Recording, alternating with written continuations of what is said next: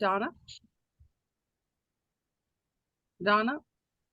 Let me know if you're ready. I'm ready.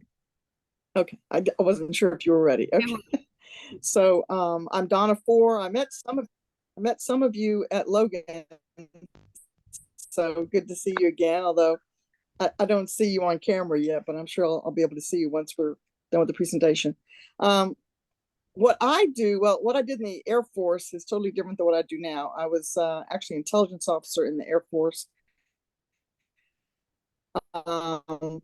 Mostly doing targeting to help pilots find their targets, attack my job. As I got higher in rank, my job transitioned from just doing that kind of tactical work to doing more strategic operations where you might be planning an entire air campaign with whatever appropriate assets suit the conflict or operation.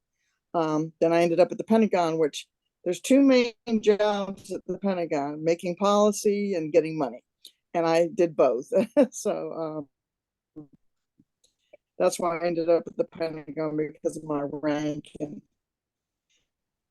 all the deployments I had been on kind of helped me, and also the money concerns that a lot of tactical commanders were hurting for money, and we needed to make sure that we set aside the resources for them to do their difficult jobs when they're out there on the front line. I went on 9 deployments, most of them to places that probably you wouldn't want to go to, like places within the Middle East, all over the Middle East, some parts of Africa, Central South America, which at that time were very dangerous because we were fighting the drug wars. So in some places, we couldn't even wear our uniforms. We had to wear civilian clothing and basically tell people that we were from the embassy, even though we were actually deployed military people. So I also ended up in some odd places like Japan and Iceland, a lot of places in Europe. And then I saw very little of the United States. I actually was deployed a lot. So obviously you have to go to where the enemy's conducting their operations to be able to influence what's going on. So that's why I was deployed so much. So I loved my job. I still kind of miss being in the military, but it's kind of led me to have a greater appreciation for what I do now, which is helping people with their insurance and their financial plans. Because the reality, folks, is we're not really promised tomorrow.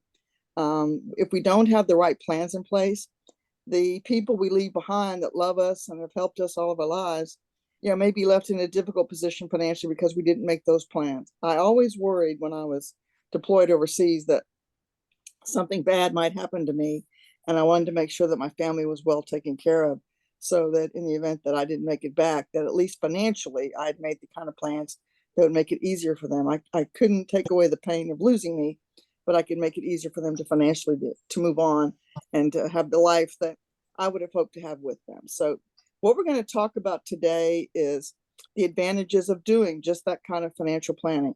And it doesn't matter whether you're early in your life or in your later years. It never hurts to have a financial plan and to review it and update it as needed, because our circumstances in life do change.